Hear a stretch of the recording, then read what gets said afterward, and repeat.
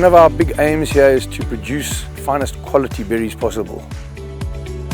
We would like to discern ourselves and have a point of difference in the European markets and UK in particular, whereby we can say we have a better quality than them. The project in Madikwe started many years ago with a game farm vision, and we then slowly expanded and bought a few more farms along the river, and now we had a really great area for conserving animals and for introducing new species or species that were here in the older days. And so the game farm side was born. The day came when we decided that we had the land, we had fantastic water available to us. We now needed the buy-in of Mr. Vance Kirshner to say to us, listen, let's go into this together. And that led us to develop a project of 50 hectares of berries, which is a very meaningful berry project. This particular piece of land we're standing on now is a small area right in the north corner of the farm, of the conservancy. It's completely independent of the conservancy. We have our own entrance and our own security, and we try and keep the two very separate from that point of view. So a mountain of work has gone in the last 3 years to get it to this point. A question often asked is, blueberries, why would South Africa produce blueberries, which is not traditionally a South African fruit, but because we are counter-seasonal to the European market. In other words, when they come to the end of their season, they have a demand which needs to be satisfied, and we fall into that window, and that provides us a great opportunity to supply them.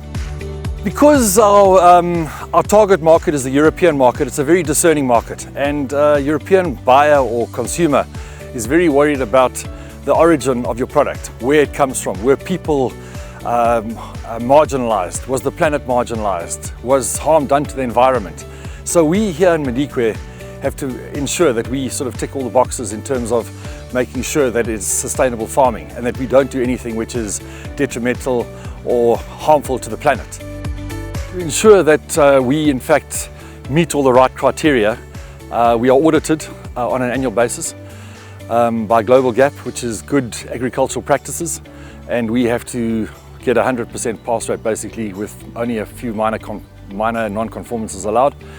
We're also subject to a CSA audit, which is an ethical audit.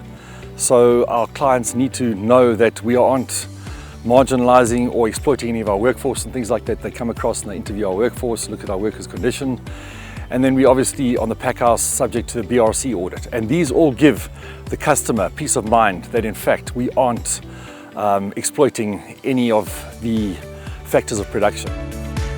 We have a few quality protocols where we determine the quality of our fruit. We do firmness testing, which we call Duraflow testing, and our fruit we prefer to be over 80 firmness, which is very firm for a soft fruit.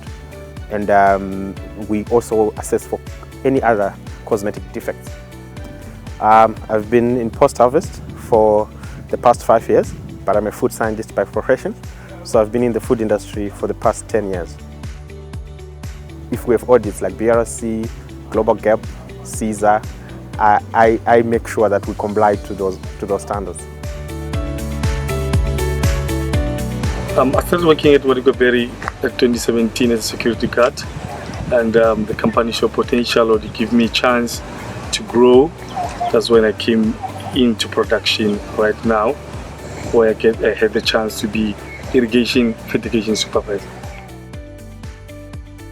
Madikwe Berry changed my life. Now I can provide for my daughter, I can send my daughter to school, I can support my family.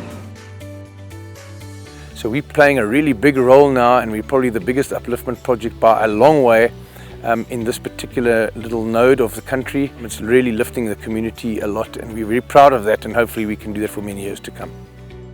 It's incredibly satisfying knowing that you're producing a product which can be beneficial to a human being. Apart from that, it's just a beautiful fruit.